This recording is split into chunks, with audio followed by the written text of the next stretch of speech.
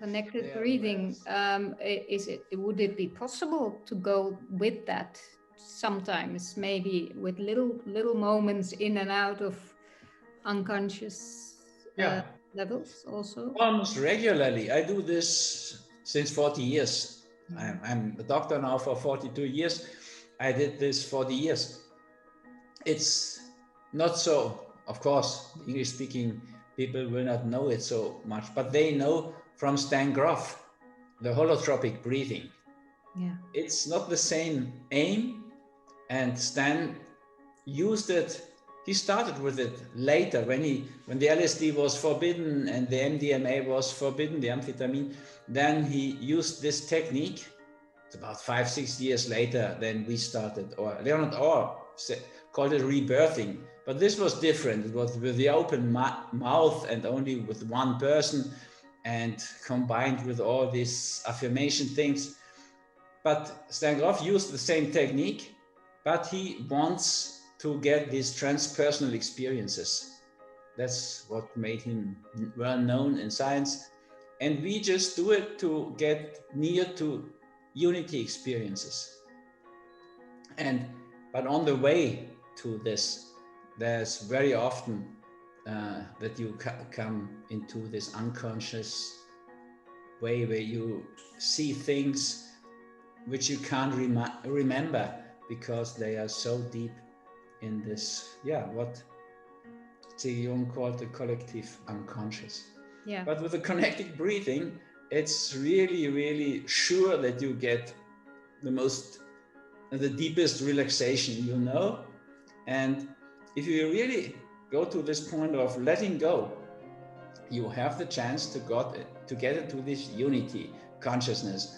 And then everything is different and you have no doubt about it. It's completely clear. So if you don't know, I can say for sure you haven't experienced it. But you cannot do it only. It's not that you can do it only with connected breathing. Of course, you can have a peak experience, like Abraham Maslow called this, on the peak of a mountain. Mm-hmm. If you go there on your own, and maybe for the sunrise, and you let go of your backpack and you feel relieved, and then suddenly the sun is coming up, then sometimes it's coming up also in your heart, and then it's such an experience. My viewpoint, the connected breathing is one of the best, especially if there are a lot of people doing it together. I did it once with 200 people, and need a big hall, of course, for that. Or in Tamanga, our center, we can do it in the open air. We have a big meadow for this. Then there are chances that several people have this experience, and it's unique. Yeah, you go to what I call peace food, whole food, organic food, and you can really, really help a lot of people with this. But you cannot get enlightenment via the intestines. This never happens. It's very, very helpful to have a good diet, and also for meditation, because it's much easier if you eat vegan, this organic whole plant basis of nutrition, than eating pork or something. But the final solution, what we call enlightenment or finding God or whatever, there are so many words for that. There you need all levels. It's good if you look also on the body level. The body is the stage where the things fall. The problems you didn't solve in your mind, they have a tendency to go to the body, to somatize in the body. And we can understand it and do the right things, like living more a positive aggression, more decision making, more confrontation, like this, and taking first steps, living courageously, and things like this, as I explained for the aggression and infection thing. But you can also, of course, change the diet, because if you change your diet to peace food, the chances you get an infection are much less. The CRP number is going down. This is the infections marker for the body. Or you do fasting, or you go into the forest. The forest is really helping your natural killer cells. So you can help on the body level.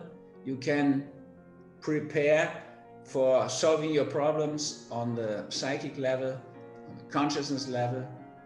But if you want to end up with enlightenment, you better follow a tradition of meditation. You can see it in the words, as you like play with the words. We say medicine, and we say meditation. Medi means the middle. You have someone is really in his middle, in his centered. That's where the old medicine wanted to bring us. And my medicine, the psychosomatic medicine, so from disease as a symbol or healing power of illness, books like this, they want to bring people also.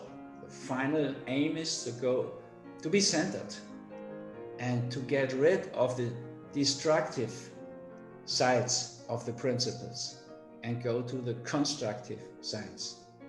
So if you look at the main archetypes, we can say in every one of us there is a yin part, a female part, and a yang part.